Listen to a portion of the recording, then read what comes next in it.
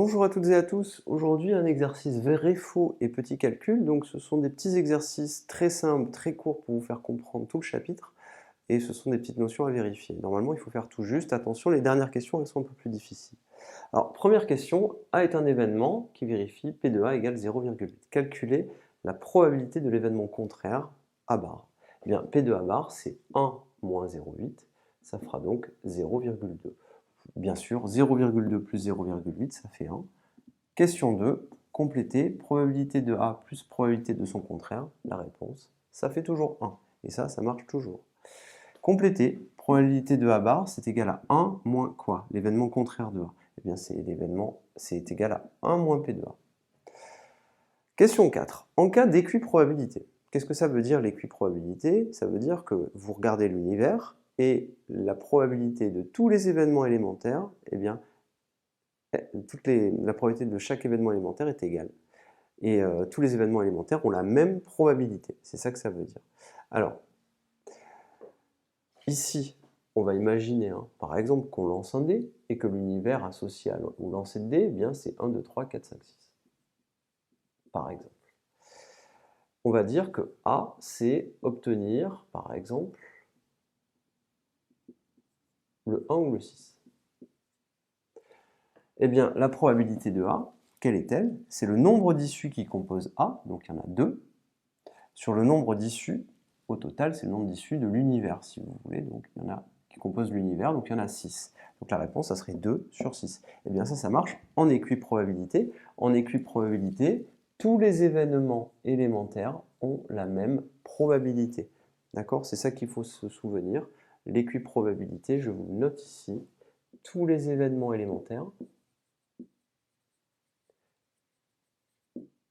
donc ça c'est à savoir, tous les événements élémentaires ont la même probabilité.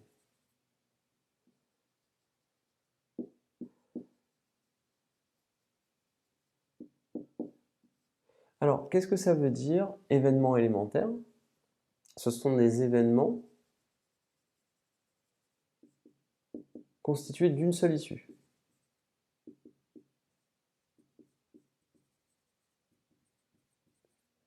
Donc par exemple, A, ce n'est pas un événement élémentaire, il y a 2 issues dedans.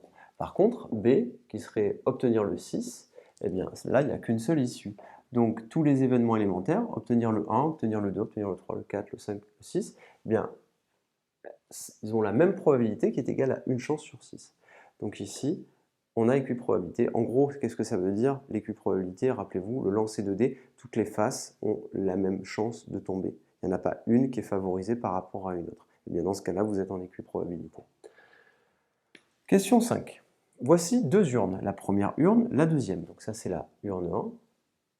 Et ça, c'est la deuxième, urne 2. Je tire un numéro à partir de la première urne, et après, dès que j'ai tiré mon numéro ici, je tire un numéro ici. Donc je tire un ici d'abord, puis un ici après, et j'obtiens un numéro. Et je regarde le numéro obtenu. Décrire l'univers. Alors l'univers, c'est l'ensemble de tous les résultats possibles. Alors le premier numéro, on regarde bien, attention. Ici, il y a le 1, il y est 3 fois, et après il y a le 2 et le 3. Là, 4, 5, 6, 7. Donc premier cas, je tire le 1, et je peux obtenir soit le 4, soit le 5, soit le 6, soit le 7 après. Donc je peux obtenir le 14, le 15, le 16, ou le 17. Une fois que j'ai... il se peut ensuite que je tire le numéro 2. Donc si je tire le numéro 2, je peux obtenir le 4, le 5, le 6 ou le 7. Donc ça me fera 24, 25, 26, 27. Si jamais j'ai tiré le 3, ça nous fera 34, 35, 36 et 37. Voilà. Donc ça, c'est l'ensemble de tous mes résultats possibles. Est-ce que, question numéro 6, y a-t-il équiprobabilité? Est-ce que j'ai autant de chances de tomber sur le 14 que sur le 15, que sur le 16, que sur le 17, et ainsi de suite, et ainsi de suite. Alors, on va réfléchir. Quelle est la probabilité de tomber, par exemple, sur le 14, et quelle est la probabilité de tomber sur le 37?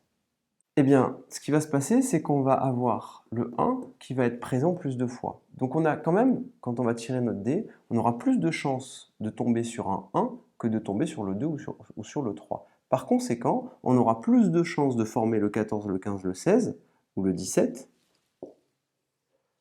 que de former par exemple le 37. Pourquoi? Parce que j'ai plus de chances de tirer le 1 que le 2 que le 3, puisque le 1 il y est 3 fois. Par conséquent, j'ai plus de chances d'obtenir un numéro commençant par 1, c'est-à-dire 14, 15, 16, 17. Donc, vous voyez que ici, la probabilité d'obtenir le 14, d'obtenir le 15, le 16, le 17, elle est plus grande que la probabilité, par exemple, d'obtenir le 37, parce qu'on a moins de chances de tirer le 3 que de tirer le 1. Et donc, tous les événements élémentaires qui sont ici, eh bien, ils n'ont pas la même probabilité, et donc on n'est pas dans un cadre d'équiprobabilité. D'accord? Donc ici, rappelez-vous, les événements élémentaires n'ont pas la même probabilité. Je ne vous demande pas de la calculer, juste de l'observer ici. Regardez, je le redis à nouveau, j'ai plus de chances de tomber sur le 14, le 15 ou le 16 ou le 17. Pourquoi? Parce que j'ai plus de chances de tirer le 1, puisqu'il apparaît 3 fois, que de tirer par exemple le 37, parce que le 3, il apparaît moins de fois que le 1. Et donc, 14, 15, 16, 17 ont des probabilités, obtenir le 14 par exemple, ça a une probabilité qui est supérieure à obtenir le 37. Alors que dans le jeu de dés, vous avez autant de chances de tirer le 2 que le 6 que le 5. Et donc ici, on n'est pas en équiprobabilité. Les événements élémentaires qui sont ici, eh bien, ils n'ont pas la même probabilité. Je vous remercie et à très bientôt.